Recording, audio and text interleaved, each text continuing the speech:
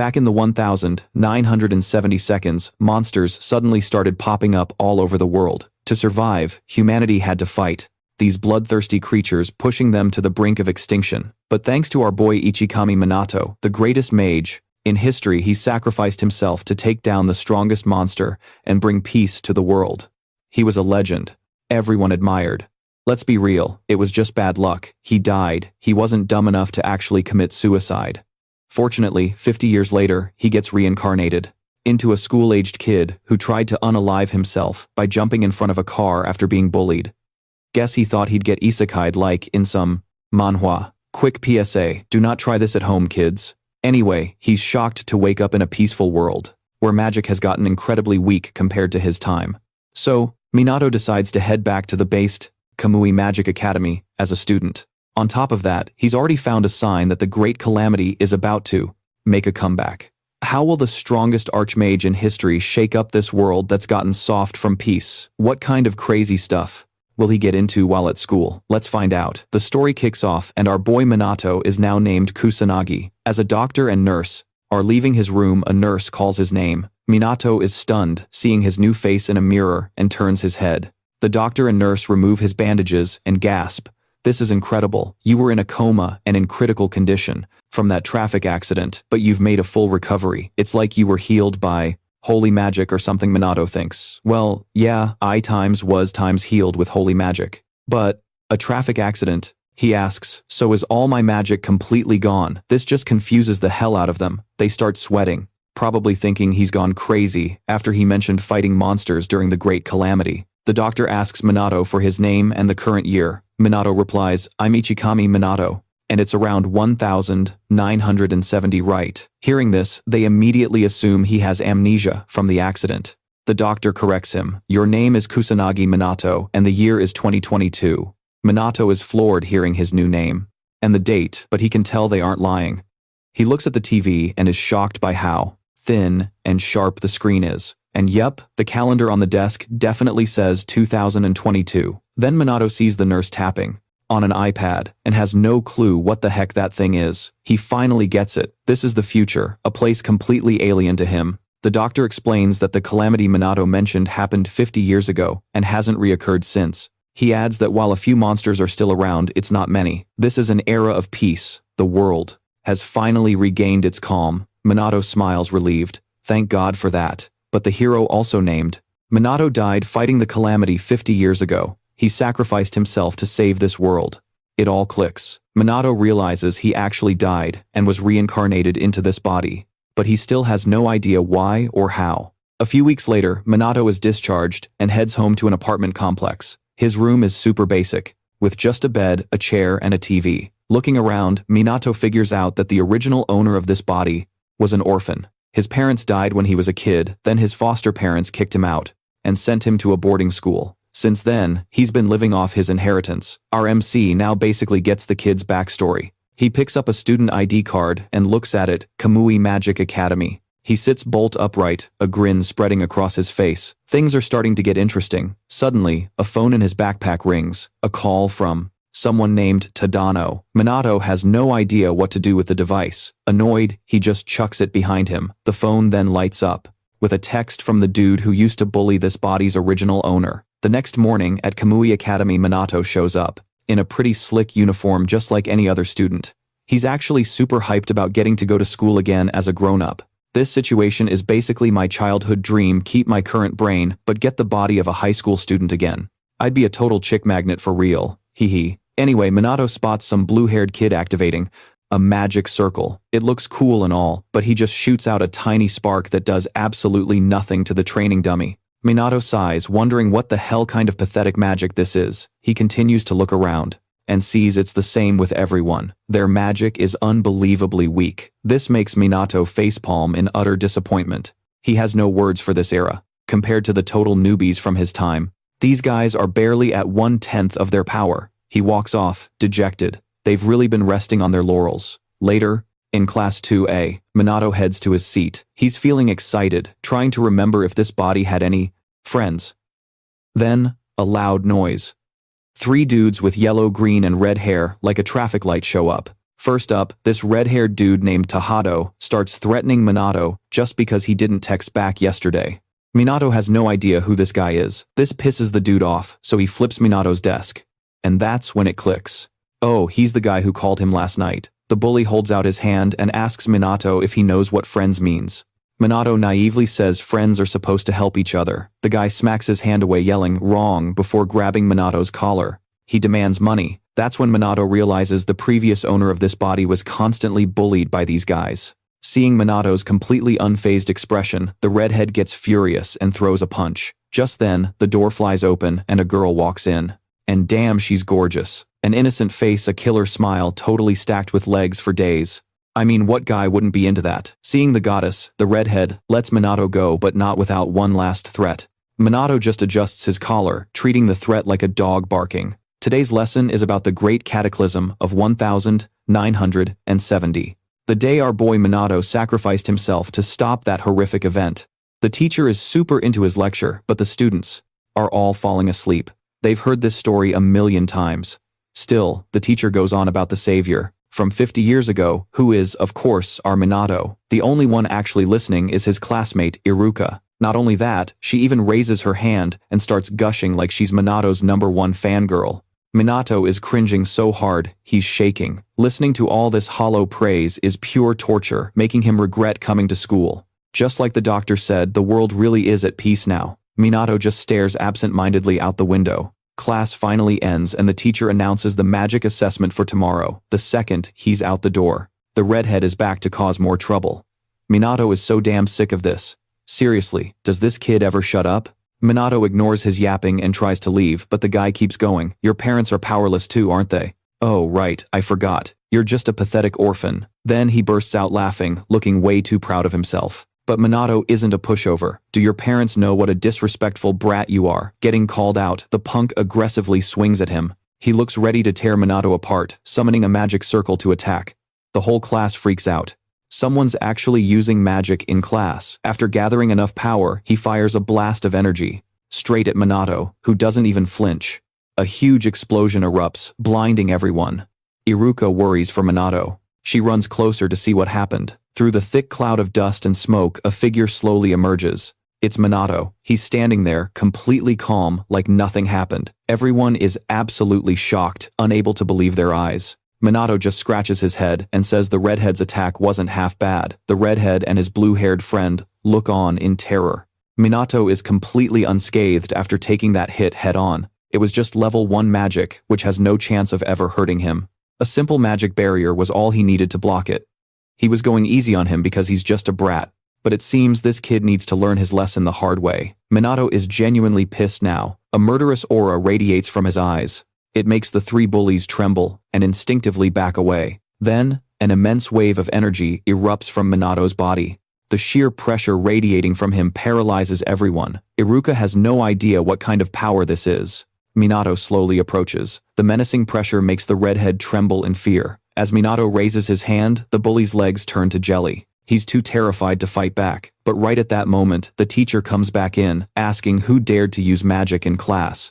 Minato immediately pulls his hand back. He sighs, then turns to the teacher with a bright smile. No one used magic in here, sir. Maybe a spell from outside just went off course. The teacher is skeptical since there are no active magic clubs at school. But Minato quickly adds it was probably just some magic enthusiasts testing out their skills. You know how mages love to show off their magic, sir. He even claims the smoke all blew in from outside. The teacher seems to buy it for now and tells everyone to get back to their seats. But now everyone is looking at Minato in a whole new light, especially his classmate Iruka. As for the redhead, he's still terrified just thinking about what happened. Minato, however, is worried about how weak modern magic is. If monsters attacked now, how would they even fight back? So he decides to go and check things out for himself. That night, in the ruins of old Shibuya, a figure is zipping through the air using magic. He realizes how much this place has changed. Minato can't sense any monsters nearby, even though the area is completely destroyed. It looks like the police have it cordoned off. But then he senses the faint presence of a monster far away. And there's a person near it. Without a second thought, he zips over. There, a girl with platinum blonde hair is being attacked by a monster. Just as it bares its sharp fangs to eat her, Minato lands just in time. Ah, a classic damsel in distress. You love to see it. The outcome was a no-brainer. Minato made quick work of the monsters. The girl, however, was still totally freaked out. Spotting the badge on her uniform, Minato figured she was a magic cop. He turned to leave, telling her, "Be more careful next time." She was about to thank him, but he'd already teleported away. She was stunned, wondering who he was.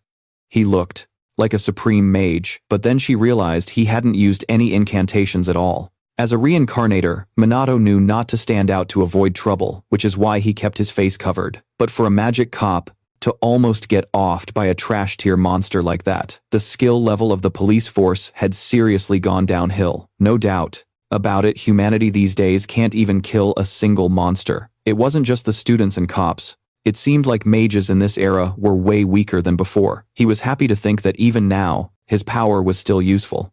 So for now, he figured he should probably focus on cleaning up the nearby monsters in this area.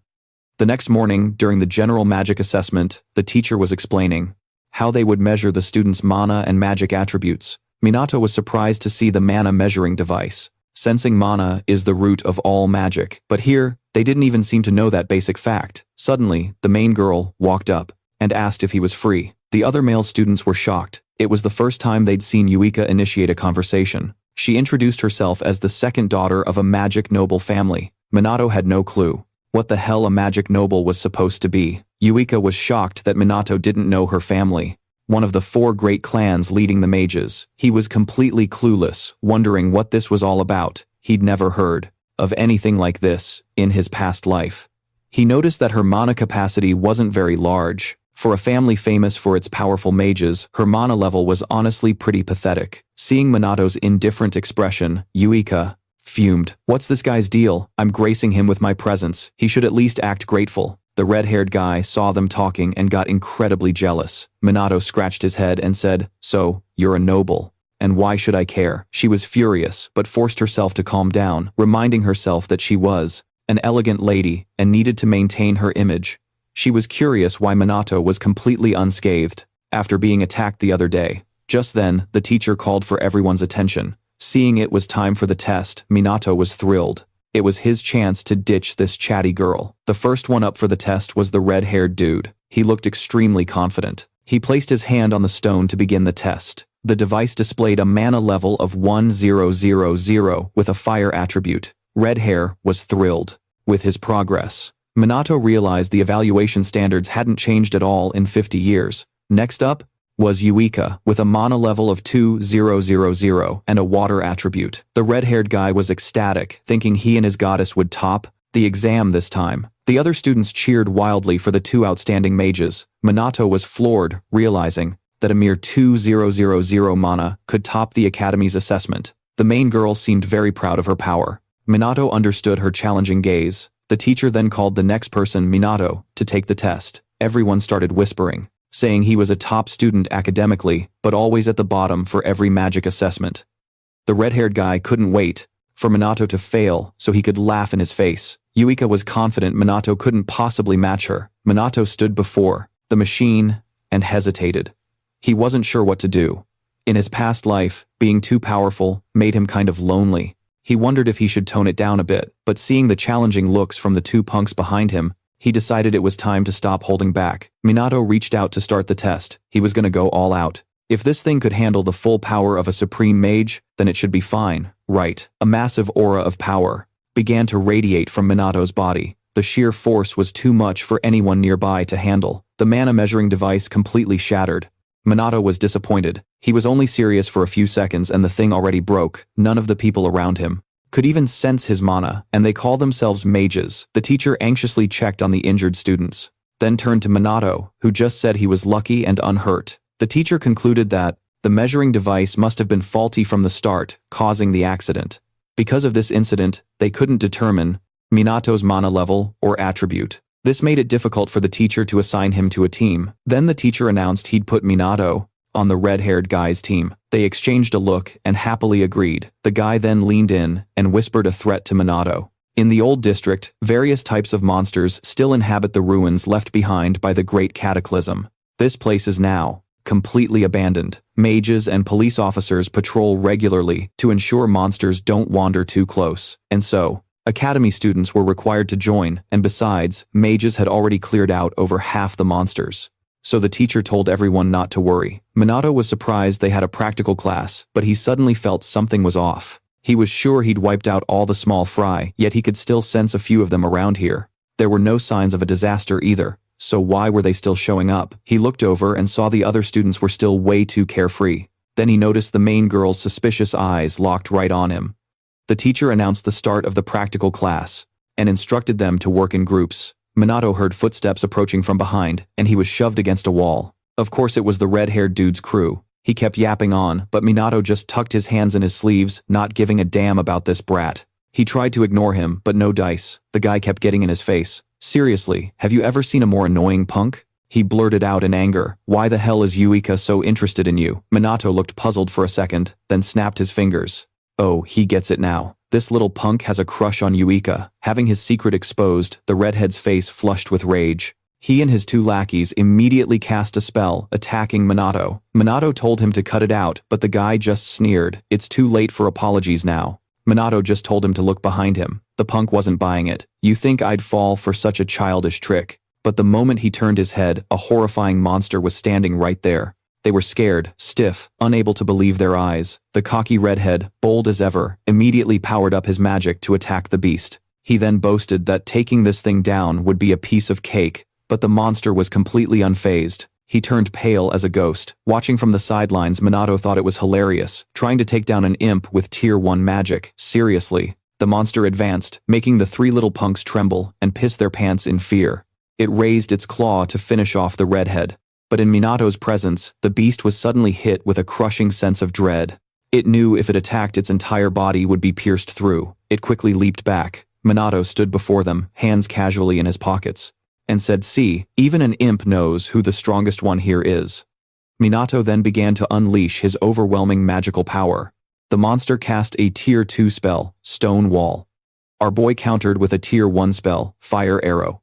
A massive explosion erupted. The light was so bright the three punks couldn't even open their eyes, but Minato just stood there unshaken. The monster had been turned to dust. The redhead had no idea what just happened, unable to believe Minato took down an imp just like that. He stammered while staring at Minato's back. He could feel that the gap between them now was simply immense. Minato found it odd. He was sure he'd hunted down every last monster yesterday, so why were they back today? Could this be an omen of a pre-disaster event? Remembering the slaughter of humanity by monsters 50 years ago, Minato clenched his fist. Even if a catastrophe were to happen again, he would absolutely save everyone.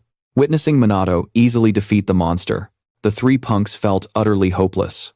From behind, Yuika had seen everything.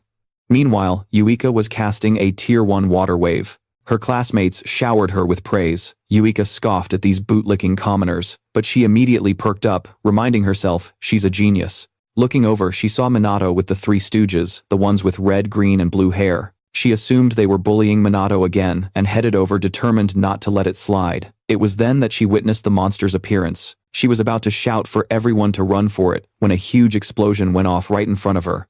It was Minato using a fire arrow to shatter the stone wall. She remembered how Minato used to be so shy with zero talent for magic. But now, he was like a totally different person, and she didn't hear him chant a single word. Chantless magic. Not only that, he defeated that imp so easily with just a Tier 1 spell. A monster's power is determined by the number of magic stones it holds, which is also how their ranking system works. Rank 6 is a magic beast, rank 5 is an imp, rank 4 a demon commander, rank 3 a demon general, rank 2 a demon king, and rank 1 is the demon lord. The tier of magic needed to damage each rank is pretty much set in stone. It's common knowledge for any modern mage. You need at least Tier 3 magic to defeat a single imp. When she saw Minato walking over, she quickly hid behind a wall. Minato walked past her and casually dropped a line. "Spying on people seems to be a hobby of yours, huh?" She shyly asked, "How did you know? For a self-proclaimed mage, it'd be stranger if I didn't know." Minato then asked her, "None of you can sense magic, can you?" He then turned and left, leaving Yuika completely speechless. She chased after him to demand an explanation, but he had already vanished. Standing on a rooftop, he scanned the area one last time. No more imps were left, but there were still a good number of magic beasts. Even that so-called excellent student ended up pissing his pants, so the other students would really struggle. Because of that, Minato decided to lend them a hand. He creates a barrier covering the entire area around Shibuya Station. Then he unleashes a level 2 spell, Crystal Magic Meteor Shower. As the three stooges watch in awe, Yuka recognizes it as a multicast spell, but the sheer number of meteors is insane. Meanwhile, 4 magical beasts were cornering 2 students. Just as one lunged for the girl, a beam of light instantly vaporized it. Minato watches from above, thinking to himself that slaughtering monsters is just a form of entertainment. Seeing the field littered with dead monsters, he realizes he might have gone a little overboard. Whoops, so much for the practical exam. Gotta tone it down next time, Minato thinks. No need to hide my power completely, but being this flashy is a total pain. Back at the scene, the instructor is investigating the aftermath.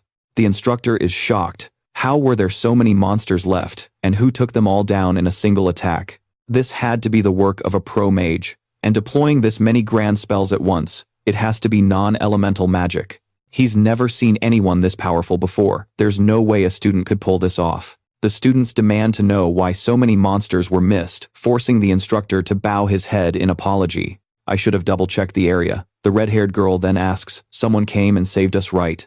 The instructor admits he doesn't know, speculating it might be an unregistered rogue mage. Whoever it was, we owe them our thanks. They saved my students' lives. With the danger gone, everyone starts buzzing about the incredible magic that saved them. Remembering how Minato defeated a goblin with just a level 1 spell, Yuka starts to suspect it was him. But she quickly dismisses the idea. No student should be skilled enough to use 2 different magical attributes at once. She pushes the thought away, but her curiosity about Minato remains. Just who are you, Kusanagi? The blonde and blue-haired guys are convinced those laser-like beams were Minato's doing. But the redhead tells them to shut up or he'll kill them. He's convinced there's foul play involved. There's no way that worthless insect is that strong. After school, Minato is just walking home when the red-haired punk and his crew show up to surround him. Looking smug, the guy says, "I've been waiting for you." Minato just scoffs, telling him instead of being a public nuisance, why not spend that time actually studying magic? The redhead just points in his face, calling him a liar. "There's no freaking way you can use magic like that," he yells, telling Minato to come with him. He then arrogantly declares, "I'm not letting a little rat like you get away." Minato just sighs. "Why would I need to run?" The punk throws a punch, and his goons all jump in, ganging up on Minato. But Minato is completely unfazed. "Hurt me, please. Your pathetic little punches can't even touch me." Minato's mana is creating an automatic barrier. They could keep this up all day and wouldn't leave a single scratch. Still, these flies are getting annoying. Minato decides to just play along and pretend to get hit to get it over with. But just then, Iuka shows up. The redhead awkwardly claims they were just messing around, but Iuka isn't buying it. She calls them out. "You're wearing the academy uniform, and you're acting like a bunch of common bullies. Have you no shame?" The redhead, completely illogical, blames Minato for making him look bad in front of his crush. She walks over, takes Minato's hand, and says, "Let's go." Seeing this, the redhead is absolutely stunned. Oh, he is beyond pissed now. He decides he's going to settle this with Minato for good. He summons a magic circle, preparing to attack. Iuka senses the danger and tries to push Minato away, but she's blown back by the explosion. The redhead is confident he's finally finished Minato. His 2 buddies, however, are terrified. If Minato's dead, they're in deep trouble. But the punk has an excuse ready. "We just accidentally lost control of our magic outside of school, that's all. Kusanagi just happened to be in the way. It was an accident." Then a voice cuts through the smoke. "I was going to let this slide since you're just a bunch of kids. But it seems stupidity must be paid for with death. It's time I taught you a lesson." The bullies are horrified to see Minato not only alive, but completely unharmed. After taking a direct hit from that spell, Minato casually waves his hand, preparing to cast his own. Minato says he might have let it go if it was just him, but dragging Iuka into this, that's unforgivable. The redhead is still running his mouth, swearing he'll attack until they're both nothing but skeletons for daring to flaunt their relationship in his face. Minato raises his hand and summons a tiny little magic circle. The bullies burst out laughing. "What's that pitiful spell gonna do?" They all launch massive fire pillars at Minato. In response, he casts a spell to drain mana from his fingertips. Vines erupt from the magic circle, wrapping tightly around the bullies. The vines then begin to drain them of their magical power. Completely drained, they all collapse. Minato dispels his magic, and they all pass out cold. He figures this should be more than enough to teach them a lesson. Yuika also slumps down, terrified, with no idea what just happened. That made those guys just drop like that. She turns to see Minato grabbing his bag and leaving, yelling for him to wait. "What was that magic? What just happened? You shouldn't be that good with magic. Who are you?" She fires off a whole series of questions without waiting for an answer. Minato lets out a long sigh. Asterisk. Good grief, what a pain. Asterisk. Instead of interrogating me, shouldn't you be saying something else? She blushes and thanks him for saving her, then turns to tell him. But he's already vanished, leaving her fuming and red-faced. Later that night, Minato returns to the same area. He lands on a skyscraper rooftop to observe. He had a bad feeling and wanted to check things out one more time. Down below, a drunk guy has wandered right into the sights of a demonic beast. The next morning, in the principal's office, the homeroom teacher is reporting that students were seen using magic off campus. If that's the case, the school has no choice but to suspend them. The red-haired punk points a finger right at Minato. He's the one who started a fight with us. Minato sighs at the shameless lie, just as he thinks he can't stay silent any longer. A voice cuts in. It's Yuika, stepping forward to testify on Minato's behalf. She calls out the delinquents for what they did. The teacher asks, so Minato used magic as well, correct? Yuika defends him. It was self-defense. He did absolutely nothing wrong. Our boy Minato is surprised, but then, the redhead butts in, claiming he did nothing wrong either. The heroine spins on him furious. What kind of person bullies someone, and then tries to pin all the blame on them? Do you have no shame? The punk keeps arguing that Minato doesn't belong here. I was just taking out the trash. You're the one who doesn't belong here. Yuika fires back, but he retorts, I'm at the top of our class. I'm the only one on your level, not this worthless piece of trash. Man, this guy's excuses are getting more and more delusional. He confidently tells Yuika, don't defend that loser. Look at me, be my woman. At this point, she is completely done with this clown. In your dreams. And with that, the redhead is completely floored. He's getting hit from all sides, totally crushed. Rejected for being a bully, rejected for being violent, and rejected for his god-awful timing. The critical hit is so powerful. He just collapses and passes out. Minato feels like he had it coming, but damn, that was a little harsh. The principal says it's clearly the redhead's gang's fault, and that Minato was just defending himself. He then delivers his verdict. We will not tolerate the use of magic for personal vendettas. All of you are expelled. Hearing this, the punks freak out, and immediately start blaming the guy passed out on the floor. The teacher then dismisses Minato and our heroine. She's still fuming about those guys. Minato asks what happens to them now that they're expelled. She says that they can never become mages again. Suddenly, Minato stops looking her right in the eyes. Surprised, she asks, what is it? Come to think of it, how many times have you tried to save me? First in class, when I was dragged into that fight, and now this. You're a really kind person. His words make her blush and start trembling. Oh yeah, she's totally fallen for him. She covers her face and runs off, in embarrassment. In that moment, Minato realizes the original owner of this body is dead. Was he bullied to death, or was it just a normal car accident? He doesn't know, but he's sure they are to blame. He hopes they get what they deserve. The principal calls 2 other students in explaining that magic was used off campus, while no civilians were hurt. A student, Yuika, was involved. Hearing this, the female student turns to leave. The principal sends his regards to her father. She tells him not to worry, her father will continue to fund the school. The two then discuss how Minato must be powerful, to have taken on so many mages at once, but they doubt he's stronger than them. Still, they're both intrigued. First, they need to confirm Minato's abilities. Then they'll decide whether or not to expel her little sister.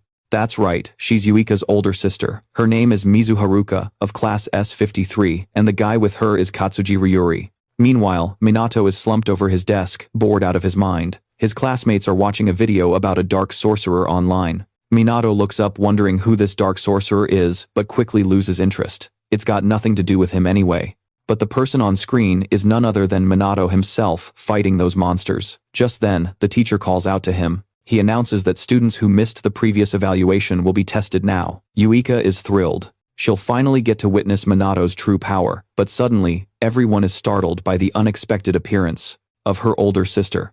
Yuika has no idea why she's here. At that moment, Minato steps forward for his magic evaluation. He remembered blowing up the scanner last time, so he has to hold back. He starts sweating nervously as the test begins. The results screen pops up. Minato fakes exhaustion as everyone is stunned to see his magic power is only 100. The students realize this is the lowest score in their class, but having no measurable attribute is also considered pretty rare. That Ryuri guy sighs, figuring the story about Minato single-handedly injuring that other group was just a lie.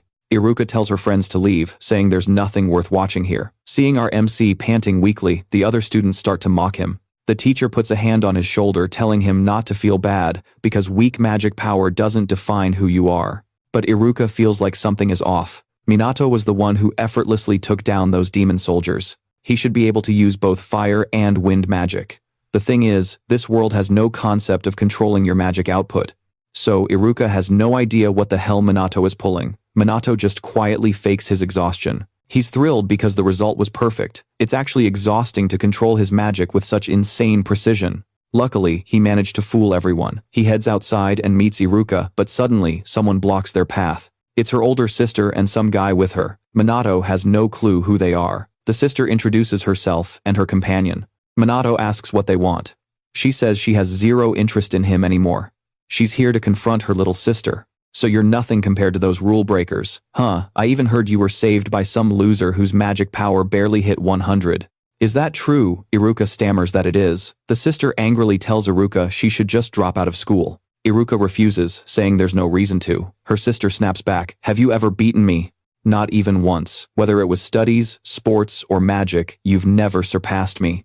In everything you've never once come out on top. You're not cut out to be a mage. Just listen to me. All you need to do is obey, leave this place, and find some random school. Got it. Iruka clenches her fists about to agree when Minato suddenly cuts in. You're being a little rude, the sister asks in surprise. What did you just say? You just keep talking, without bothering to listen to what the other person wants to say. If that's not rude, I don't know what is. This is a private family matter. An outsider like you should butt out. Minato retorts, you call this a conversation. To me it looks more like you're ordering your sister around. Hearing this, the sister gets pissed. Minato continues, forcing someone to do something against their will is a major taboo. Even family members shouldn't cross that line. Same goes for telling someone to just give up on their dream. My sister doesn't have what it takes to be a mage. She's never beaten me, not even once. Hearing Minato repeat her sister's words, Iruka's heart sinks, thinking he must agree with her. That's not it at all. She can times beat you. Minato's words stun Iruka, and her sister is even more shocked. You're saying she can beat me, Minato replies. Not right now, no, she scoffs. See, even you know it. She then throws down a challenge. How about a 2-on-2 practice match in 2 weeks? Hearing this, Minato just smirks, not answering right away. The sister assumes he's too scared to accept. He says, nonsense. I'm in. He then turns to Iruka. She yells that she'll participate too. If the MC's side wins, her sister has to drop the subject for good. If they win, Iruka has to leave the academy. With the terms set, they walk away. On the rooftop, Iruka has a favor to ask Minato. Please teach me magic. Now he understands why she called him up here. He replies, I'm just a weak mage. My magic power is barely over 100. Are you sure you want someone like me to train you? I know you're hiding your true power. You're definitely way stronger than me. You must know some way to get stronger. That's why you said I could beat my sister, right? Minato sighs as she bluntly states her purpose, bowing her head and saying, please help me. He lets out a weary sigh and agrees, but on one condition, she has to do everything he says and can't quit halfway through. Seeing the fiery determination in her eyes, Minato thinks that training a mage might not be so bad after all. He says they'll start today, but while he's wondering where to train, Iruka blushes and suggests her place. At her house, which turns out to be a massive mansion, Minato looks surprised, so she explains, my father is a noble mage, you know. So this is pretty normal. Since it's her first time inviting a guy over, she's acting a little awkward. She pretends to warm up, turning away to hide her embarrassment. He tells her it's time to begin. First, he wants to test her on the basics. He asks her, what exactly is magic power? Iruka answers that it's the energy inside one's body. It's the basis for forming magic. Minato then asks about incantations. She replies that they are a type of program. Minato asks if it's possible to increase one's mana. The answer, absolutely not. A mage's maximum mana is supposedly determined at birth.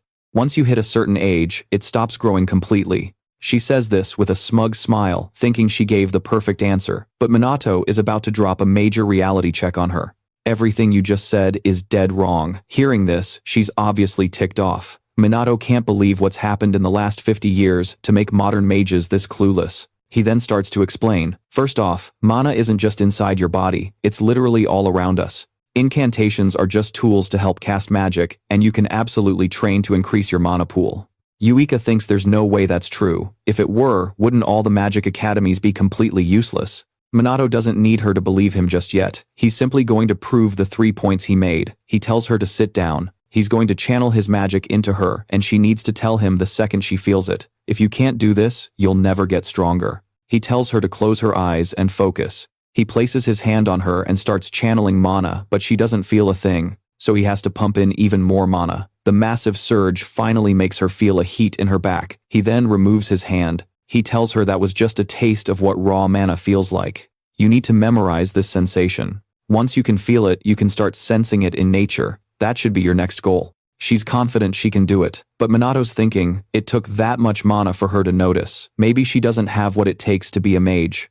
A week later, Yuika is in tears because she's made zero progress. Minato's also sweating buckets. It's already been a whole week. She's been training hard, but this clearly isn't working, so our boy decides to give her another mana infusion. We get another one of those classic martial arts movie back-channeling scenes, just without the shirt removal this time. A moment later, he tells her to open her eyes. And finally, she can see the flow of mana. Yuika is absolutely ecstatic to finally perceive it. She's feeling on top of the world. If this is real, I should be able to see Minato's mana too. But when she looks at him, there's absolutely nothing.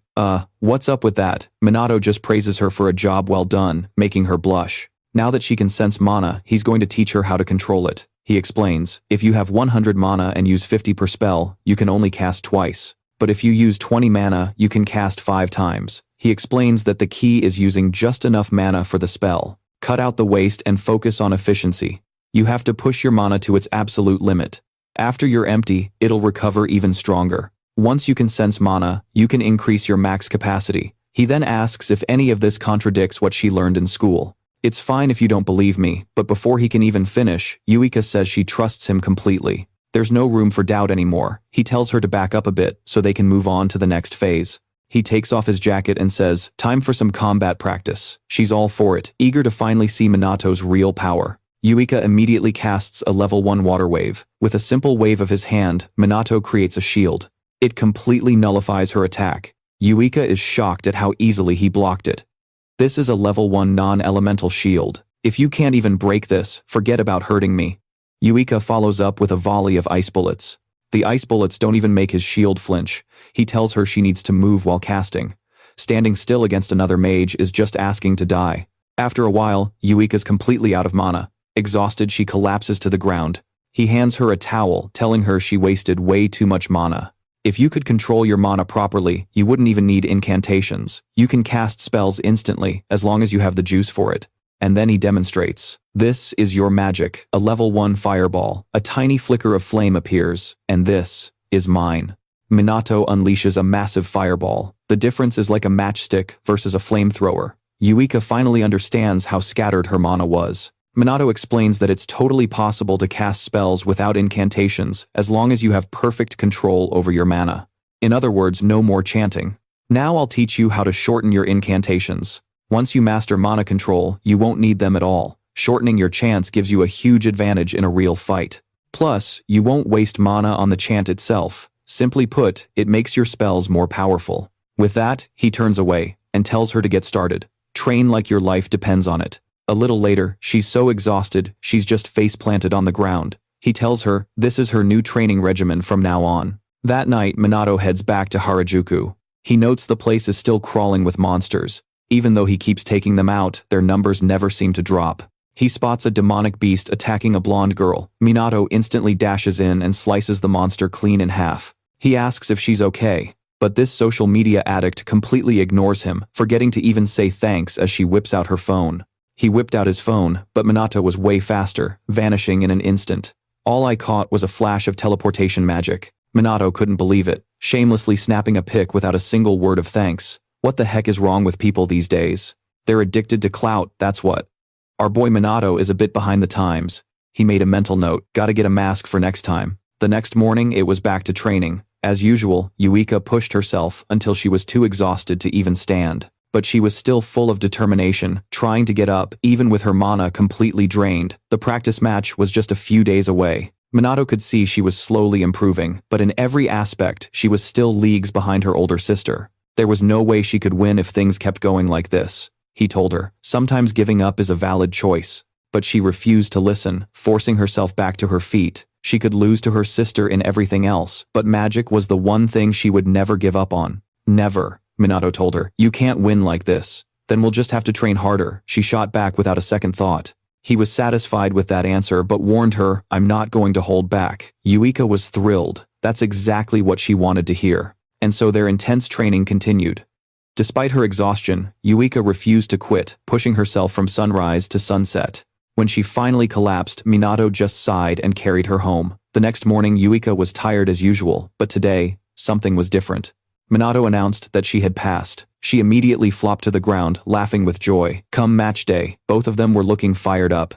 Suddenly, they saw a crowd of people rushing towards them. Turns out, they were reporters here to cover the practice match between the Mizuha sisters. A duel between sisters was a hot topic for the media, all this fuss over a simple student match. Minato was starting to understand the influence of noble magic bloodlines. At the arena, a huge crowd had gathered to watch the fight. Yuika was stunned. It felt like a major championship event. Just then, an announcement called the two contestants to the stage. She was getting super nervous, but Minato gave her a simple, "You got this." That little boost of encouragement hit her like a shot of pure adrenaline. He's so handsome. His words totally fired her up. With Minato by her side, she felt like she could take on the world. She walked onto the stage with her head held high. Her sister sneered, "I honestly thought you would have run away by now." As if Yuika shot back, "How pathetic. You really think you have a chance of winning? I'm definitely going to win." Her sister could tell that in just 2 weeks, her little sister had improved. The fear in her eyes was gone. Still, Yuika knew her sister was incredibly strong. The gap between them was huge, but she was determined not to lose. The match officially began.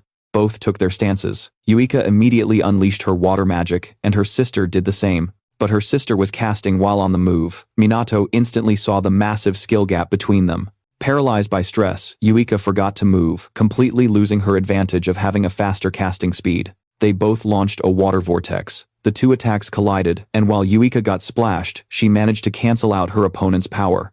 I'm getting stronger. Her sister was surprised too. Yuika had improved so much in just 2 weeks. It was time to get serious. Level 2, Water Magic Aqua Prison. A powerful jet of water slammed into Yuika. She cried out in pain as she was thrown backwards, landing near Minato. With her casting speed, Yuika should have had the upper hand, but her opponent was just on another level of raw power. Her sister slowly walked over, speaking with the confidence of a winner. She mocked Minato. "What, aren't you going to help the poor girl? You protected her before, didn't you?" To her surprise, Minato just replied, "There's no need." No need. Because Yuika could get up on her own. Her sister was shocked. To think she could still stand after taking a level 2 magic attack head-on. Yuika declared loud and clear, "I'm not going to lose. Magic is the only thing I have. Even if I lose everything else, I will not give up." She began casting a water wave spell. Her sister countered with an equivalent spell. The streams of water clashed, appearing to be an even match. Yuika's body was trembling, but she refused to back down. But in the end, she was just too weak and collapsed. The referee declared her sister the winner. Yuika was devastated by the loss. Minato walked up and put a hand on her shoulder. "This was a battle based on magic control. However, you lost because of your overall mana capacity." Her sister approached Minato and said, "So do you get it now? That girl has absolutely no talent." Minato slowly stood up and said, "You're right. She has no talent. She's clumsy, a slow learner, awkward, and even weaker in a real fight. But she's a hard worker who trains like an absolute idiot every single day. It's true that she lost. But I prefer a hard worker like Yuika." Hearing this, tears streamed down Yuika's face. Minato added that Yuika was his student, and he gets really pissed off when people talk trash about her. At that, Yuika cried even harder. Her sister's eyes widened. "You've got a lot of nerve for someone with a pathetic mana level of 100. And this pathetic guy with a mana level of 100 is about to knock you out. Tch. All talk. Fine, I'm not wasting my energy on someone like you." Her teammate got the message. It was his turn to step up. She told him to end it quickly. Back to Minato. As Yuika steps down, he tells her to focus on her own match. Yuika is surprised that her body doesn't hurt at all anymore. Her wounds are completely healed. Stepping onto the stage, Minato calculates that, although he was bluffing about 100 mana being enough, if he doesn't go all out now, he has no chance of winning. Minato decides to keep his mana at 100, using non-elemental magic and no incantations. He also won't raise a magic barrier, so just one direct hit could mean getting logged out for good. This thrilling risk gets Minato totally fired up. His opponent says, "Sorry little man, but I'm not planning on holding back." Minato coolly replies, "That's fine. In that case, I'll go easy on you." The third-year students think their classmate has it in the bag and tell him to go easy on Minato. Minato sees his opponent's mana is around 8000. which would have been a joke to his old self. But right now he can only use about 100 mana. The referee announces the start of the second match, and his opponent immediately launches 3 fire magic circles, intending to test if Minato was the one who beat the expelled students. But before he can even react, he's hit head-on. Minato mocks him for being too slow. Everyone is stunned. Could the match really be over? Just like that, the ref declares the match over victory to Minato for knocking Ryuji out cold in a single blow, and he didn't even hear him chant a spell. What the hell just happened? The older sister is lost in a sea of questions. Minato adds fuel to the fire. I did just as you wished. A quick and clean finish. Yuika thinks Minato is absolutely amazing. It'd be a waste not to fall for a guy like this. Looks like you have some talent after all. As long as I'm better than you. The older sister Zuka has 1,0,0,0,0 mana. They both step into their fighting positions. The announcer speaks up. Another shocking event has occurred after the second duel. Contestant Minato's fighting style has garnered a massive amount of attention from the audience. This final match will decide which team will claim the ultimate victory. And now the third match begins. Minato once again casts a non-elemental arrow, while Zuka uses water magic. He knows that with only 100 mana, his spells obviously won't be very strong. That's why if he doesn't aim straight for her forehead, he's sure it won't do any damage. She also realizes that it's better to focus on defense than to move around too much. Zuka uses all her strength to fire a blast of water magic toward Minato. She can't believe her eyes. Minato is still standing there as if nothing happened. Not a single drop of water got past his defense. He's completely unscathed. And he hasn't even used any magic this whole time. What the heck did this kid do? The sister is still riddled with unanswered questions. The students are even more astonished. Seeing this, Yuika is ecstatic. She looks like she's totally fangirling. The sister thinks this kid must have pulled some kind of trick, so she continues her assault. Minato just lightly sidesteps the water arrows. She can't believe Minato dodged all her attacks without even using magic. Minato thinks to himself, as long as I can. Since the mana dodging weak sauce attacks like these is no problem. The older sister Zuka is now furious.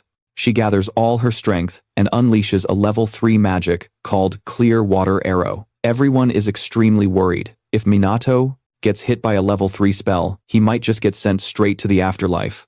The sister collapses from exhaustion, a victorious smile on her face, confident that Minato couldn't have blocked that attack. Just then, a beam of light shoots straight into her forehead. Minato stands proudly before her, his fingertips still smoking in a pose that looks just like a Uchiha's one-finger zen. Anyone who's read that series knows the one. The sister lost but refuses to accept it, not understanding how Minato dodged her last attack. He explains, I used a spell that absorbs your magic and simply walked right through the center of your attack. Behind Minato, the arena floor has been obliterated by Zuka's powerful attack. She bursts out laughing at Minato's answer. She looks up at the sky. So this is what it feels like to lose.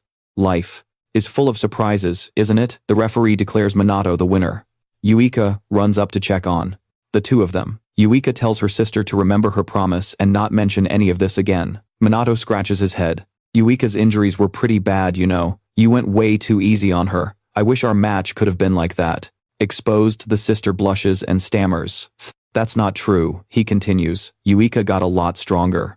In just 2 weeks, you must have noticed that, right? Stop being so overprotective of her. Yuika declares that she'll definitely get stronger and that she doesn't need to be worried about anymore. The older sister is now overjoyed and agrees with them.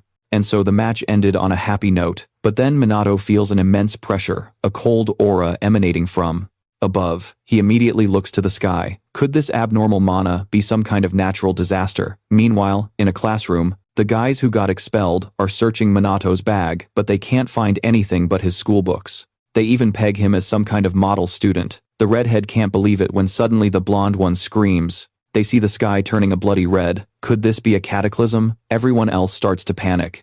The disaster from 50 years ago still haunts their minds. Even Minato can't believe a cataclysm is happening now. Suddenly, mana beasts emerge from a spatial gate. The students scatter in chaos. Minato unleashes magic arrows, wiping out the monsters. He uses sound magic to tell everyone to calm down.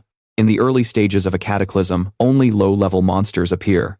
As long as you keep a cool head, dealing with them is easy. For now, we should evacuate to the gym. He instructs everyone on how to handle the situation, telling them to move in groups. Going alone is too dangerous. Minato points to the Mizuhara sisters and the big guy telling them to get to safety. He plans on going alone to rescue those trapped in the buildings. The big guy volunteers to go with Minato. The teacher is hesitant but reluctantly agrees. Minato goes to Iruka to say goodbye. She tells him to be careful. The third year volunteers to go first. With his speed, he's confident Minato won't be able to keep up. But Minato just activates a movement magic circle under his feet. In a flash, he blows right past him. The guy has no idea what that insane speed was yelling for Minato to wait. On the way, Minato detects 58 magic users inside the building, but there might also be non-magic users. He lands to check the building, floor by floor. This floor is swarming with attacking mana beasts. Minato bursts in through a window, quickly finishing them off with magic. A mana beast tries to ambush him from behind. Without even looking, Minato reaches back and takes it out. Just then, the big guy finally arrives. He sees that Minato has already cleaned up the monsters. Minato turns and coldly says, "I'm leaving the evacuation of the trapped students to you." The big guy tries to warn Minato that going alone is too dangerous. But before he can finish, Minato has already vanished. He realizes that right now he's just a burden. He looks back at the beasts all wiped out in seconds. Seriously, who the hell is this kid? As Minato moves at lightning speed, he's already calculating his attack options. If he were outside, he could use magic bullets to one-shot them. But in a confined space like this, he might accidentally hurt other people. He has no choice but to use continuous, low-level magic to take them down. With that decided, he uses first circle void magic to attack the monsters. One by one, the monsters are annihilated in front of the other students. Crying, they all thank him. He knows it would take too much time to personally escort every student to the gym. But then he remembers he's got a helper. The big guy decides it's his time to shine by taking out a beast or two and leading the younger students to the gym. Suddenly, he spots a group of students falling from the sky. The one behind this has to be Minato, of course. Minato never ceases to amaze him. Then he spots a red-haired girl being attacked by 3 mana beasts. She's crouched on the ground, completely hopeless. A flash of light slices one of the beasts in half. She realizes it's just like the last time she was saved. Just then, Minato flies in and asks if she's okay. She asks, "Were you the one who saved me during combat practice?" Minato says yes, admitting some unexpected things happened then. She bows deeply, thanking him for saving her twice. The ever-cool Minato just tells her it was no big deal. "If you want, I can do it a few more times." And just like that, the redhead is totally hooked on Minato's charm. At that moment, the big guy finally makes it to them. Minato tells the red-haired girl to follow him to safety. Poor guy stuck playing a supporting role again. Her eyes are glued to Minato, barely noticing the person beside her. There are still a ton of students surrounded. He can't wait for the police to arrive. Minato knows he has to do something. Meanwhile, in the nation's highest office, the Prime Minister is discussing the cataclysm at Kamui Magic Academy. Everyone in Parliament is extremely worried. The Prime Minister quickly tries to reassure them. But they aren't convinced since none of the Academy mages have any real combat experience. The Prime Minister thinks to himself, "This is what happens when you live in peace and comfort with no fear of disaster." Most of the military budget was spent on national defense and foreign affairs. Now all they can do is rely on the police force and the noble mages. The disaster from 50 years ago. Is it really happening again? But this time, Ichikami Minato is gone.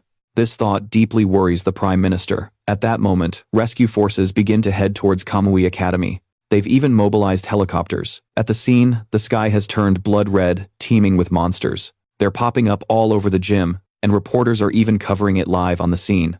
The homeroom teacher is fighting alongside the students. Everyone's giving it their all, but monsters are flooding the academy, cutting off every escape route. Everyone can feel how dire the situation is. This is way beyond the government's control. The news is covering it everywhere. Meanwhile, Minato is busy rescuing people as monsters pour into the school in massive numbers. It looks like we're about to hit phase 2, and with each phase, new, stronger monsters will show up. Plus, they'll just keep respawning, no matter how many you kill. As long as the insects are alive, the monsters will keep coming. The insects themselves will show up in the final phase. They just have to hold out until then. Minato can tell things are getting serious. So far, he's saved a total of 20 people. Everyone's scattered all over, making rescues tough. He zips up to the next floor. Up there, the red-haired kid is struggling against a monster. He's starting to get worn out, but the demon soldier is completely unfazed. He's feeling hopeless and pissed that he can't even scratch it. Meanwhile, Minato takes it down in a single blow. Suddenly, a voice rings out, "That's because you're weak as hell." A pillar of fire blasts past the redhead's face, instantly incinerating the demon soldier. The one behind it, Minato, of course. The redhead is pissed about being saved by Minato again. As Minato turns to leave, the guy chases him down. "Why did you save me?" "Shouldn't you hate my guts?" Minato's reply is short. "No reason. I saved you because I could. That's it." Trembling, he asks, "Is that really all you have to say? Stop screwing with me. You were just some weak-ass nobody. You couldn't even use magic properly. How the hell did you get this strong so fast?" Minato says Kusanagi died in that traffic accident. "I was just reincarnated into his body." But this idiot completely misunderstands, thinking you get a power-up from a near-death experience. He thinks he times should be the stronger one. Minato gets right in his face and says, "Strong. A truly strong person doesn't waste their time picking on the weak. And a weak person doesn't humiliate those who are even weaker. You've been consumed by your own arrogance, blindly believing you're strong. Right now, you wouldn't even dream of fighting me, would you?" With that, Minato walks away. His words hit home, and the guy just collapses. He realizes he's been running from the truth. He hasn't gotten any stronger since middle school. He just took out all his frustrations on people weaker than him. But then Kusanagi, the one person he saw as the weakest, ended up saving him. He just couldn't accept that reality. His two cronies are stunned, shocked that the guy they bullied every day just saved their lives. And now the redhead is actually crying full of regret. Tears are streaming down his face. Meanwhile, our boy Minato is back to slaying monsters and saving people. One after another they fall before him. The number of demon soldiers is increasing, he thinks. That means the boss will be here soon. He tells the two girls with him to stay calm, that everything will be okay. Elsewhere, the big guy is also busy rescuing people. He's even trying to copy Minato's cool vibe, saying,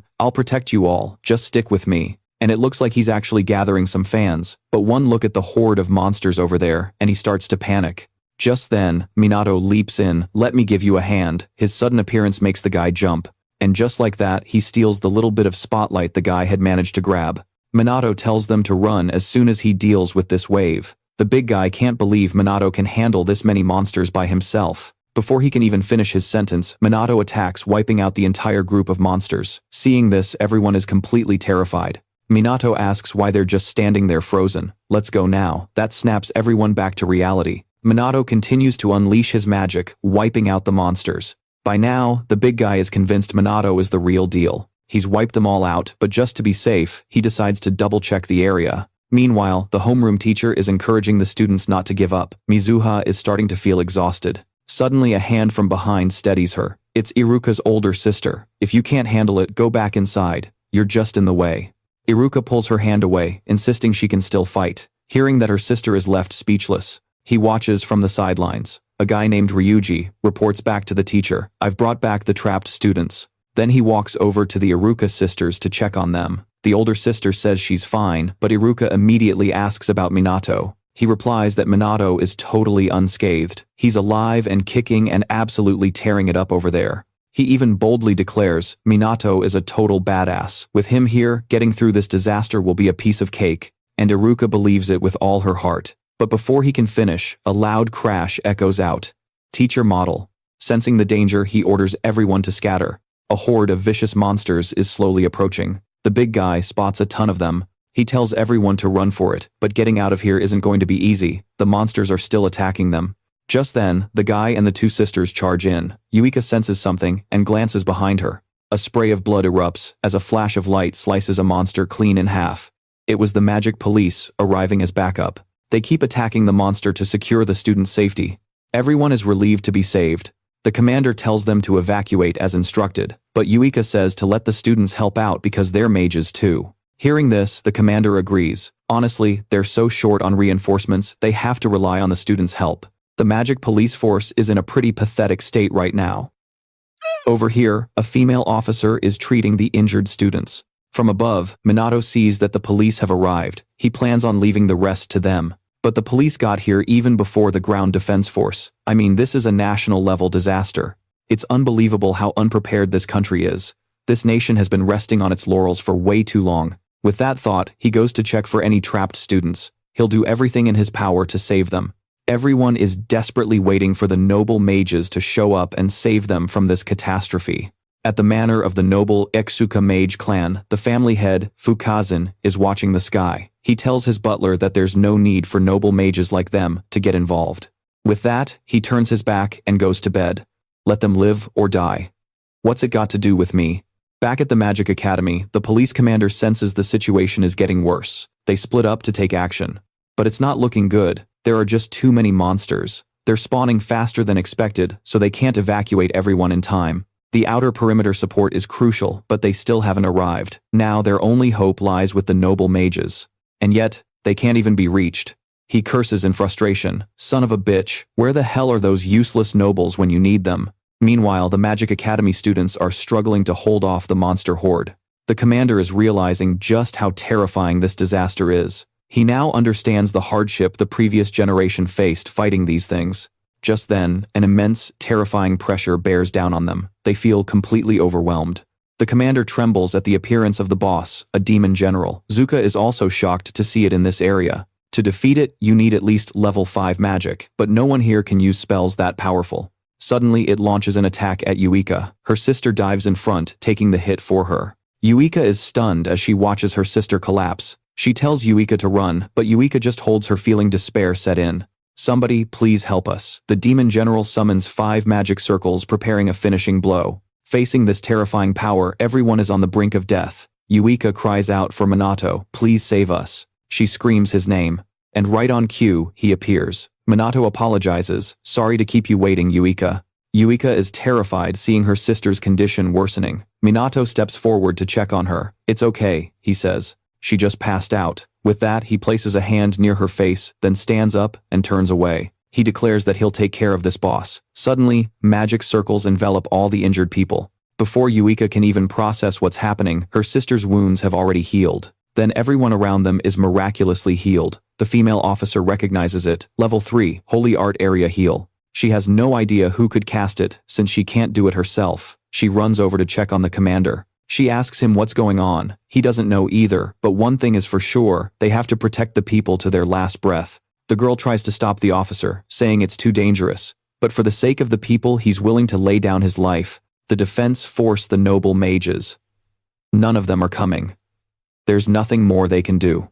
The demon general just stands there, towering over them. Its power is too overwhelming. Even the police are helpless. Is this really the end? All the mages are defeated. Everyone is about to be annihilated. No one can even get back on their feet. No one can stop that demon general now. Except for one person. He doesn't think so. And that person is Minato. Seeing him walk straight toward the demon, the police yell at him to stop, but Minato acts like he doesn't hear them, facing the demon general head-on. He says to it, "You seem to enjoy running wild, don't you?" It glares back with killing intent, uttering a single word, "Kill." The voice sends shivers down everyone's spines, a sound that echoes with doomsday itself. Suddenly, an explosion rings out. Minato attacks and tells it, "Shut up." It roars in anger, and at its scream the beasts behind it. They all attack Minato at once. He thinks to himself he had to go all out against world-ending disasters. But this time, he has to hold back for the people around him. Just then, the attack slams right into him. Everyone freaks out, thinking Minato's dead. The blast heads for them next, but a shield suddenly appears, protecting them. Turns out it was Minato. He's completely unscathed. He forms 2 void magic circles, and from his hands, he unleashes countless beams of light. Meanwhile, reporters were getting the whole battle on camera. Though they couldn't see his face, their cameras suddenly exploded. That was Ayuika's doing. She didn't want Minato distracted, knowing he wants to keep a low profile. The 2 magic circles shoot out a meteor shower of light, wiping out the monsters. Everyone is filled with hope. A few surviving monsters charge forward, only to be instantly obliterated. The police commander had saved them. Seeing this, Minato cracks a smile. The cops in this era aren't half bad. He continues to slaughter the monsters without mercy. The demon general roars in fury as its minions are wiped out. It opens its mouth, preparing an attack on Minato. 6 magic circles appear. Seeing its level 6 magic, the commander is terrified. That kind of power is on par with noble mages. The demon general unleashes its ultimate attack, the level 6 spell, Fire Dragon's Roar. As everyone despairs, the police commander stands firm, shielding them with his own body. With the police helpless, all he can do is pray. The commander thinks that no matter how strong Minato is, he can't beat the demon general. Only Ayuika keeps her faith. If it's Minato, he can definitely do it. She believes he'll survive and save every single person here. Minato watches from the sidelines. He's already spotted a weakness in the demon general's technique. But if he keeps holding back, it won't be enough. Looks like he has to get serious.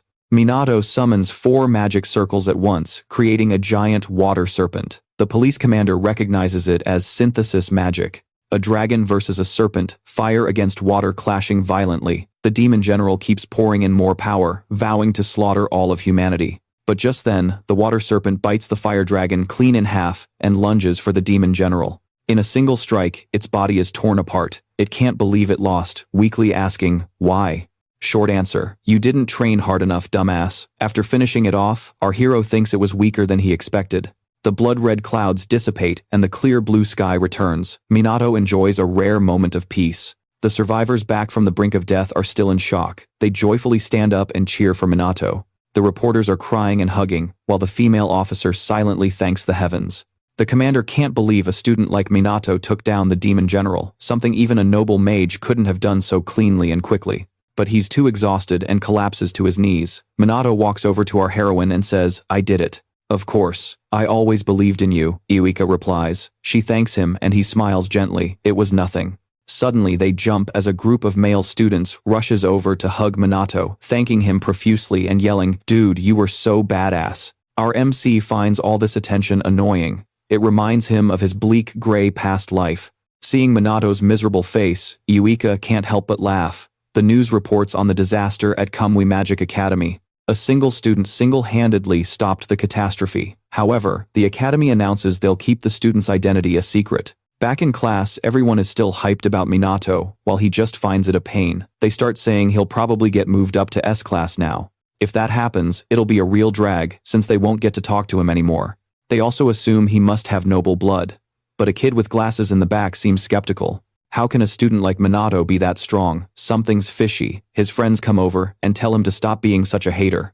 They figure he's just jealous. I mean, the fact that Minato beat the demon general is plain as day. Our hero takes the chance to sneak outside, already tired of the hassles of fame. Just then, Yuika comes over to tease him. She says he's the hero who protected everyone, so of course they admire him. Minato then asks her about also getting transferred to S class. She says she was chosen because of their mock battle and this recent incident. She seems excited about it, because at least I'll have someone to talk to there.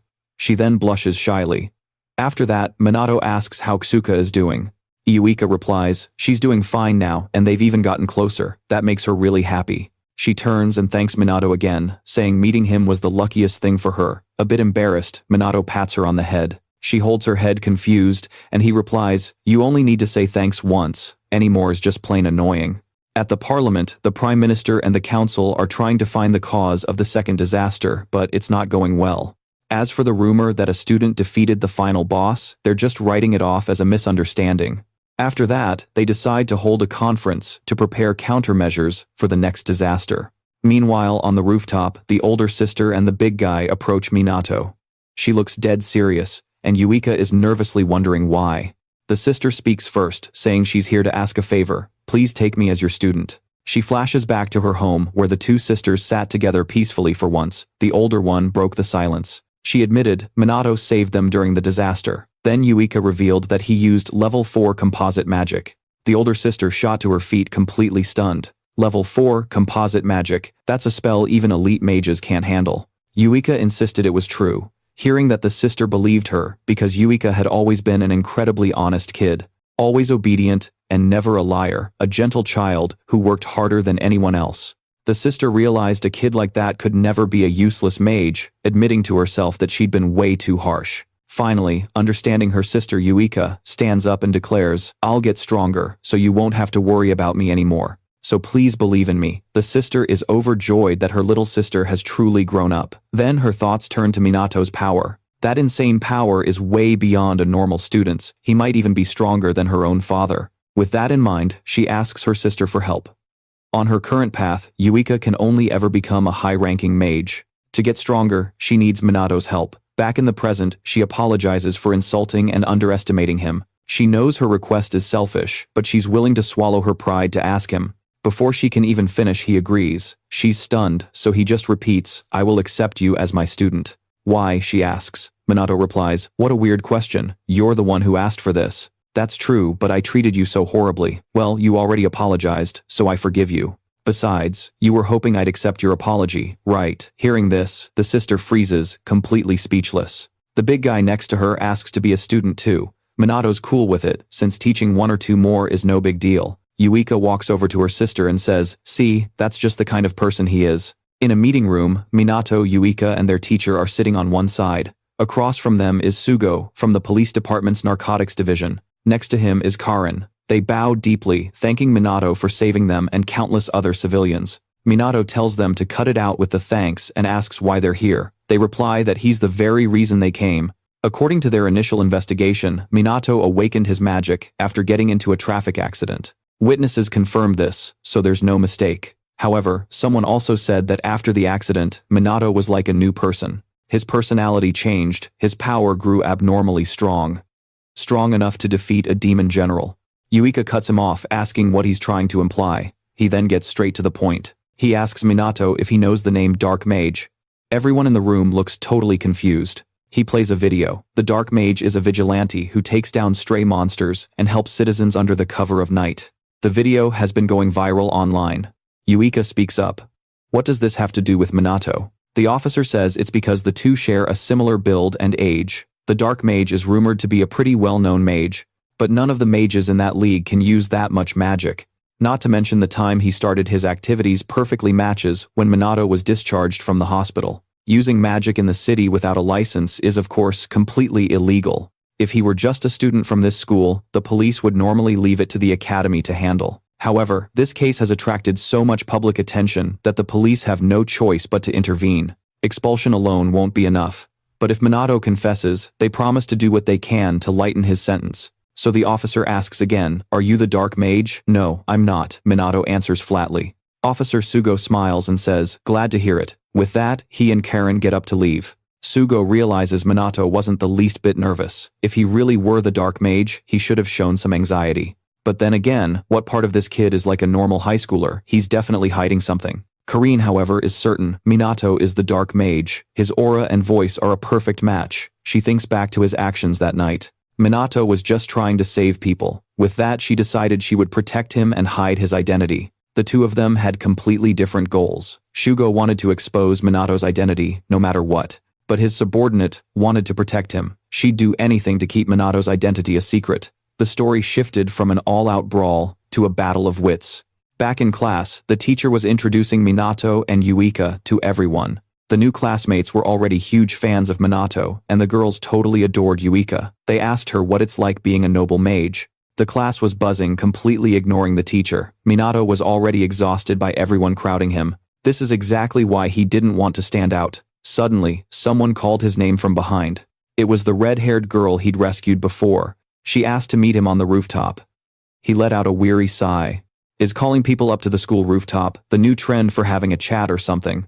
Meanwhile, Yuika was hiding behind a wall, spying on them, peeking out. She wondered what the heck they were doing up there. The red-haired girl shyly asked if Minato remembered her. He said he didn't. She reminded him she was the one he saved during the disaster. That jogged his memory. She then asked if he was also the one who saved her when monsters attacked during practice. Minato remembered that moment. She shyly thanked him again, saying she thought he was super cool. Yuika was still eavesdropping but couldn't hear a thing. The girl confessed she really liked Minato and asked him to be her boyfriend. Hearing this, Yuika was completely shook. Minato, on the other hand, was just standing there, totally clueless.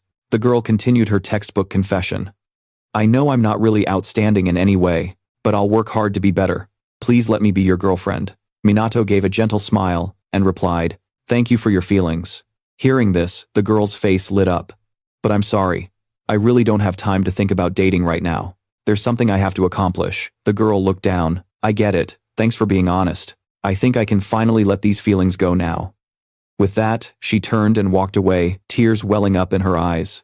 Unrequited love sucks. It's like waiting for a train at an airport. Hope you all find the right one out there. Just then, Minato called out to Yuika. "How long are you gonna hide there?" She jumped, startled. She slowly walked out with an awkward laugh. "I thought I did a good job hiding my mana." But Minato told her her mana concealment was terrible. Minato noted she seems to enjoy stalking people since this was the second time. She asked him why he rejected that girl. She was pretty cute, wasn't she? Minato turned away, saying he wasn't thinking about that right now. He meant the age gap between them was way too big, even if they're physically the same age. Yuika was thrilled to hear Minato wasn't dating anyone. She felt relieved.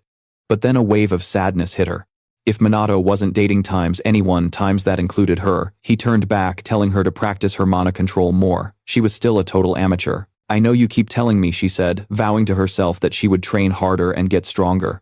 Until the day Minato finally acknowledged her. That night, Minato was out wandering again, hunting for monsters. Suddenly, he spotted a mage attacking a girl. He instantly appeared and blocked the attack, then grabbed the guy's arm and slammed a fist into his gut. Then he followed up with a magic attack. He could tell this was just some amateur mage getting off on hurting people. His close combat skills were absolutely pathetic. The dude had probably never fought another mage in his life. The girl thanked him, realizing he was the black sorcerer. Before she could say another word, he zipped off into the night. It was then he realized Times was the so-called black sorcerer. Talk about unwanted fame. The next day on the rooftop, he asked the group about the black sorcerer. He said everyone was talking about it, so he got a little curious. They told him it was a huge topic on the net. He cluelessly asked, "The net? You mean like for fishing?" Everyone thought it was weird that Minato was so terrible with tech.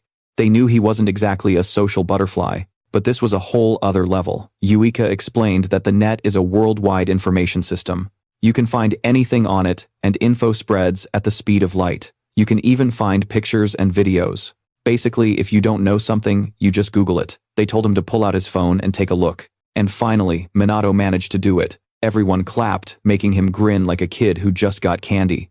Yuika then reminded him he'd promised to help them train, asking when they were going to start. Minato said they could start right after school today. Yuika suddenly got a really bad feeling about this. And just as she expected, our MC trained them until they collapsed. Then he dropped the classic line, "Come on guys, we're just getting warmed up. You need to train like your lives depend on it." But it seems Minato underestimated them because they immediately and wanted to show him just how tough they were. Satisfied with their answer, he told them to come at him all at once. The three of them charged forward using Tier 1 magic. Meanwhile, near Tokyo Tower, the area was completely devastated. Watching from a distance, nobody could believe it looked perfectly normal just a moment ago. What the hell was going on? Could this be the second calamity? Back at the fight, the trio took turns attacking Minato until they were exhausted, but it was useless. He asked if they were ready to give up yet, but they refused to back down and charged again. Minato casually blocked them with a shield, then fired 2 beams of light right at their foreheads. Yuika sensed an opening and lunged from behind, but Minato effortlessly dodged and gave her the same tap on the forehead. Finally, he decided to let them take a break. The exhausted trio wiped their sweat and chugged some water. The big guy complained that Minato was ridiculously overpowered. The older sister added that even as the academy's top student, she couldn't lay a single finger on him. Yuika chimed in saying he was no longer on the level of a normal student. Of course, our boy Minato finds all this praise to be a total pain. He explains that he nearly died in an accident. When he woke up, he suddenly had these powers. As for why, he has no idea. Yuika theorizes it was a near-death experience that unlocked his latent powers. Minato sighed in relief, thinking they were easy to fool, but Yuika knew he was lying. Still, she figured he must have his reasons. So she decided not to press the issue. After training ended, Minato and the big guy, Ryoji, headed home together. Minato complimented him on being pretty tough. Ryoji said he had to get home to cook for the kids. Minato was surprised that a huge guy like him did something so domestic. He asked Minato what he usually eats, and Minato replied that it's mostly instant ramen. He even praised how incredibly convenient this world was, not about to let Minato keep eating that junk with zero nutritional value. Ryoji dragged him home. Minato was hesitant at first, but happily accepted the invitation. At Ryoji's house, Minato was immediately swarmed by 3 little kids. Just then, the big guy brought out the food. He apologized for making Minato babysit, but Minato said it was no big deal. He then used movement magic to play with them, which completely stunned Ryoji. He'd never heard of anyone using magic just to play with kids. He was also surprised that Minato was actually pretty good with them. Suddenly, it reminded Minato of his own past, making him a little sad. He remarked that children are the future of the nation. Ryoji felt like he was listening to his own grandpa. The atmosphere in the house was incredibly cheerful.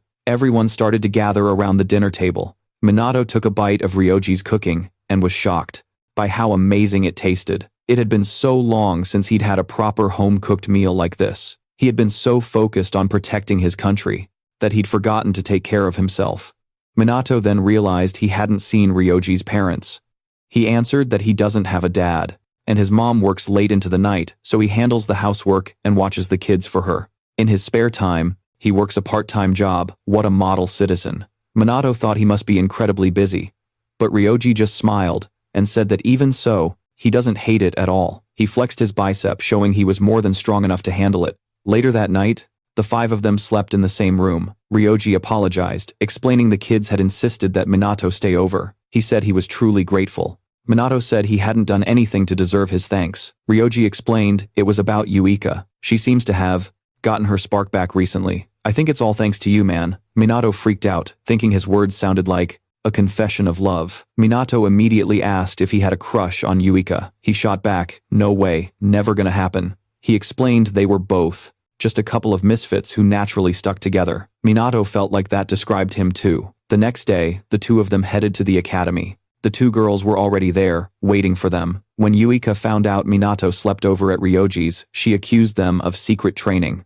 Without the rest of them, Minato sighed. There was no way this early morning meetup was a coincidence. Just then, 2 officers, Sugo and Karin, approached them. Minato did not look happy to see them. They apologized for bothering him, but explained they had something urgent to discuss. Magical beasts had suddenly appeared and were surrounding Tokyo Tower. They suspected it was related to the calamity, so they were hoping for Minato's cooperation. He tried to brush it off, saying he was just a student. They reminded him that he single-handedly stopped an entire calamity wave.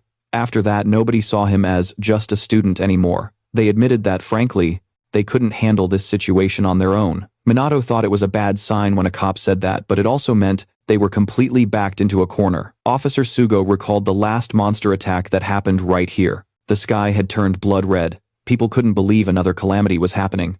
Looking up, Minato wondered if in the last 50 years, the beasts had learned how to trigger these calamities themselves.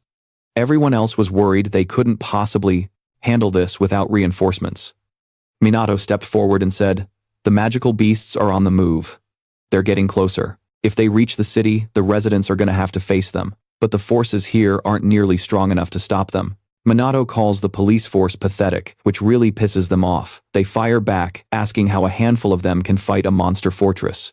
Minato leaps down from above, says, "Don't worry," and then launches himself forward like a rocket. He lands right in the middle of the monster horde. Everyone screams at him, "Get out of there, you'll be killed." Minato unleashes Wind Slash, a tier 3 magic spell on the monsters. In an instant, they're completely obliterated.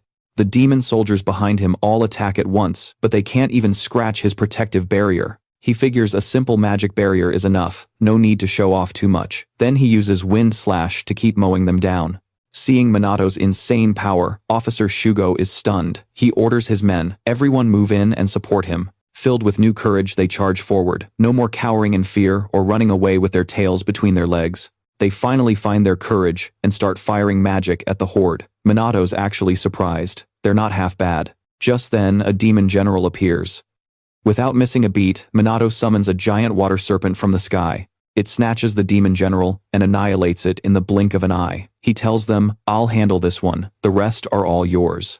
They're absolutely floored by Minato's power. The commander snaps them out of it, ordering them to keep wiping out the monsters until the insect shows up. Any demon generals or stronger types are all for Minato to handle. 60 years ago, the first global-scale catastrophe occurred. If history repeats itself, the results will be devastating. But this time, they have Minato. He absolutely will not let them wipe out humanity. Meanwhile, a female officer gets wounded by a demon soldier. Just as it's about to land the final blow, Minato swoops in and saves her. The sight of his back reminds her of the last time he rescued her.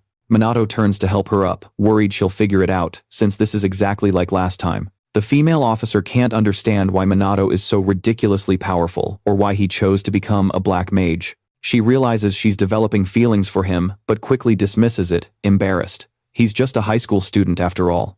Suddenly he shoves her behind him, as a magic circle ignites on his hand, wiping out 6 monsters in one go. Minato tells her to be careful. "Please stay close so I can protect you." She can't believe this is just a student. He's acting way more mature than she is. Meanwhile, the others are still fighting, when they suddenly begin to tremble in fear.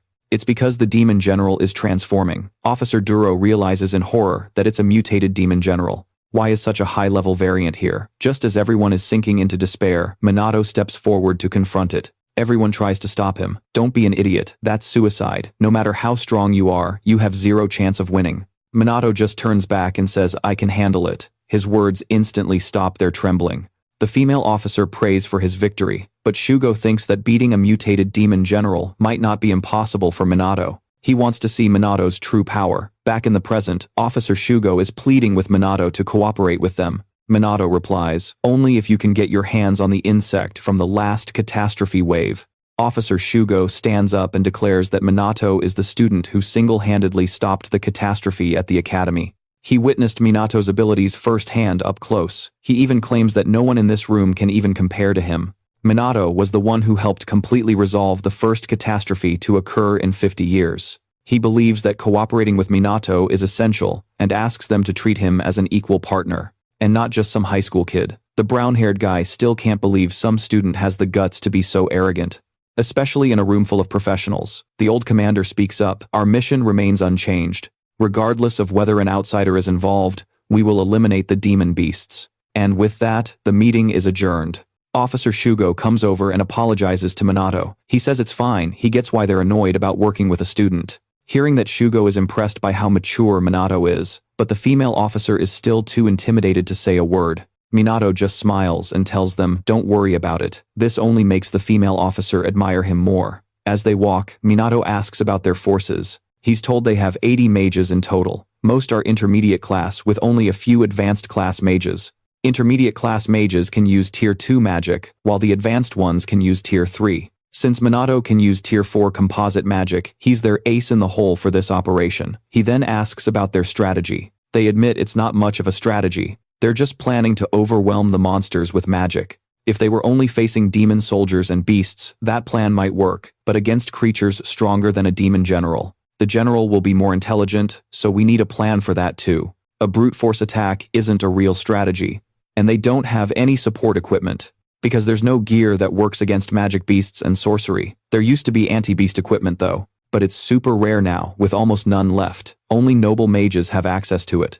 Hearing this, our hero had no idea what happened in the last 50 years to make everything so scarce. The officer kept watching Minato in the rearview mirror. Finally, they reached the Tokyo Tower. The sky was still clear, meaning the calamity hadn't started yet, but the number of magic beasts was insane.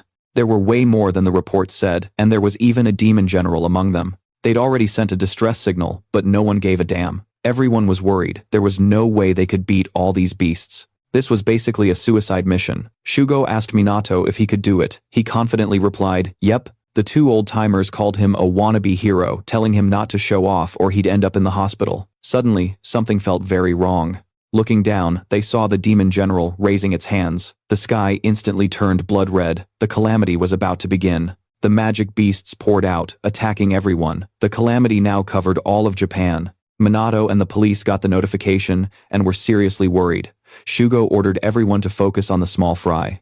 Just then, the boss and Minato faced off in the middle of the battlefield. It fired a magic blast, but Minato dodged it easily. He dusted off his shoulder, completely unfazed. Faced with such power, the monster asked, "What are you?" "Just a normal student, at least for now." Then he unleashed a massive wave of magic power. The demon general cast a level 6 spell summoning a fire dragon. For Minato, dodging or attacking it would be simple, but the people behind him would be swallowed by the sea of flames. All at once, the magic beasts launched their spells. Their target, Minato. He stood perfectly still, not even trying to dodge. Minato activated his water magic, and a terrifyingly powerful torrent of water shot straight at the fire dragon. As for the other attacks, he simply put up a shield to block them all. Done. The demon general was completely stunned. Minato asked, "Is that all you've got?" Shugo was floored by his power. Even seeing it with his own eyes, he couldn't believe something so ridiculous was happening right in front of him. Only noble mages can use level 6 magic. It's a special technique on par with telekinesis. But the fact that Minato could just do it was even more mind-blowing. Our hero could even cast a second spell at the same time. Normally, people can only use one type of magic at a time. You have to wait a moment before casting another one. But Minato used 2 different spells simultaneously. Just one of them was already OP as hell. Using more than one at the same time.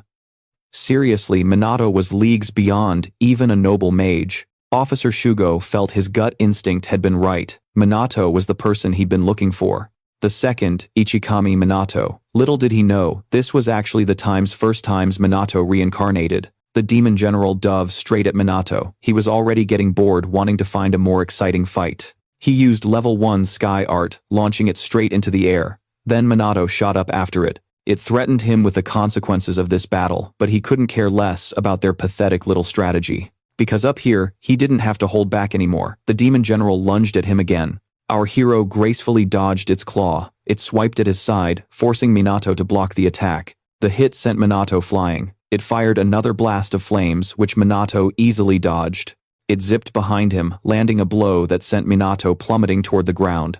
A huge cloud of dust erupted where Minato fell. The demon general looked down from above, surprised. Minato was completely unharmed, casually brushing the dust off his clothes. The creature couldn't believe its eyes. Minato took flight again, appearing right in front of the demon general in an instant. Minato said that since magic was useless, it was time for close combat. He threw a punch right at its face. It thought a human's fist was a joke, but oh, it was dead wrong. Minato's punch actually hurt it.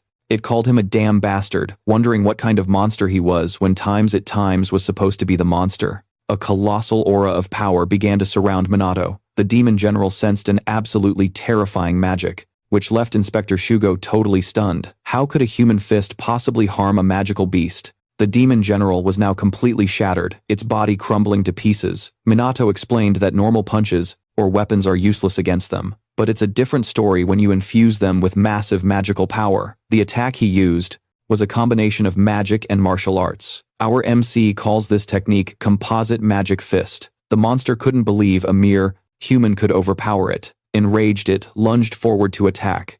Minato dodged with ease, and then unleashed a devastating punch. The demon general fell with a gaping hole in its stomach. With the boss defeated, the sky cleared.